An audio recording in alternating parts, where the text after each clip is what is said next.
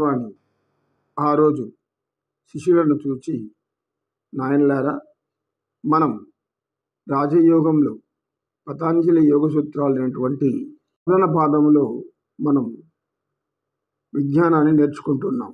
ఈ ఈశ్వర ప్రార్థనతో మొదలుపెట్టింది.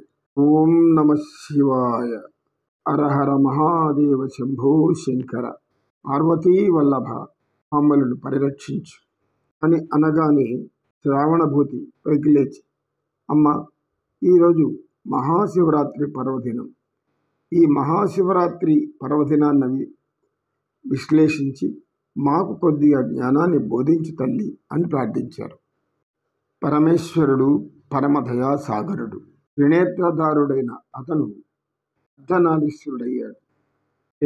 భార్యకు సగం శరీరం ఇచ్చి సగం ఆయన ఈశ్వర రూపంగా నారీశ్వర రూపం అని చెప్పుకుంటారు. అంటే ఈశ్వరుడి దృష్టిలో స్త్రీ పురుషులు వేరు కారు. స్త్రీ యొక్క ధర్మం, పురుషుడి యొక్క ధర్మం రెండు ఒకటైనప్పుడు మాత్రమే పరిపూర్ణమైనటువంటి జ్ఞానం లభిస్తుంది. అది పవిత్రమయమై ఉండాలి. ఇది తెలియజేసే ఆ పరమేశ్వరుని యొక్క సంకల్ప మాత్రంతో సర్వ సృష్టి అంతా లింగాకారంలో, అంటే దీర్ఘవృత్తాకారంలో సృష్టించబడినటువంటి పరమ పావనమైన ఈ దినం. సర్వేశ్వరుడు ఆది అంతము లేనివాడు, సంపూర్ణ జ్ఞానము, సంపూర్ణ సర్వశక్తులు కలిగినటువంటి ఒక మహాశక్తి. ఆయన సంకల్ప మాత్రంతో ఈ సృష్టి అంతా కూడా ఏర్పడింది.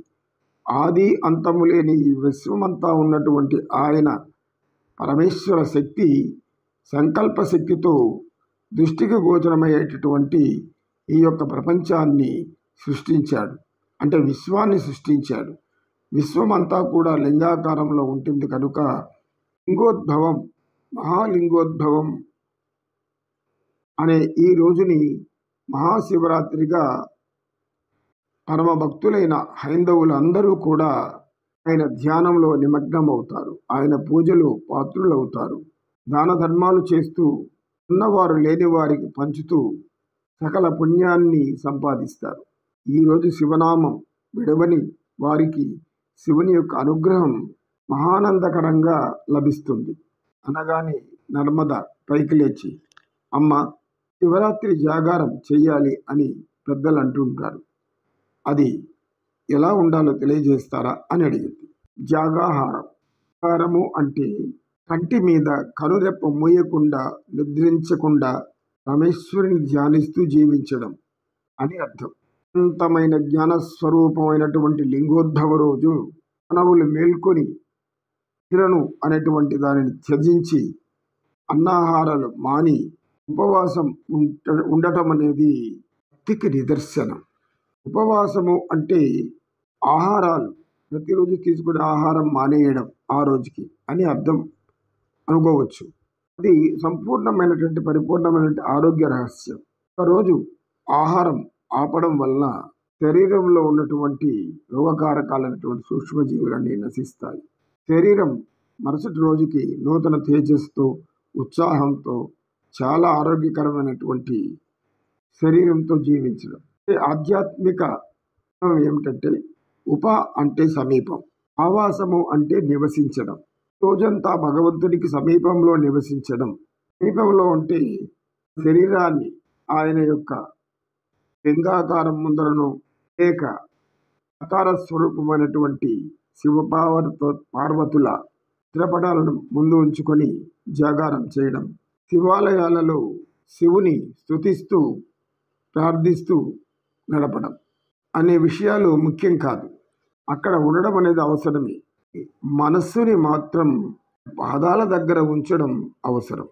శివపార్వతుల యొక్క తల్లి తండ్రి స్వరూపాల యొక్క ఆది దంపతుల యొక్క పాదాల మీద మన మనస్సును పుష్పాలుగా మార్చి అక్కడ సమర్పిస్తూ ఉండాలి. అదే ఉపవాసం. ఈశ్వర మాయా ప్రభావం వలన మానవులలో ఉన్నటువంటి అంతర్గత శత్రువులు, అంటే ఇదివరకే మీ గురువు గారు తెలియజేశారు, అంతర్గత శత్రువులు 6 మంది. 6 కూడా ఆయన మాయా ప్రభావం చేత వచ్చింది కనుక, అయ్యా హరహర మహాదేవ శంభో, హర అంటే హరించువాడు, ఉన్న ఈ దుర్గుణాలను నీ పాదాల చెంత ఉంచుతున్నాను. వాటిని హరించి మమ్మలను పావనలు చెయ్యండి. కామ, క్రోధ, లోభ, మద, మోహం, ఆశ్చర్యాది శత్రువులు నన్ను పట్టి పీడిస్తూ ఉన్నాయి. సత్యం తెలుసుకోనివ్వకుండా వేధిస్తూ ఉన్నాయి. గురువుల జ్ఞానబోధలు వింటున్నా కూడా అవి వదలటం లేదు.